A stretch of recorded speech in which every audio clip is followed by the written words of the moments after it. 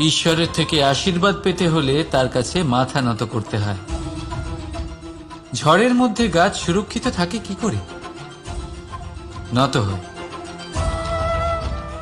সম্মান কি করে অর্জন করা যায়? নত হয়। কারোর সামনে নত হওয়া মানে নিজের আত্মসম্মান বিসর্জন দেওয়া নয়, তার অর্থ হল বিনম্র হওয়া। আমরা মানুষ, আর ওই আকাশের উচ্চতায় পৌঁছানোর জন্য আমাদের কোনো পাখির মতো ডানার প্রয়োজন নেই। শুধু যত নত হবেন ততটাই ওপরে উঠবেন।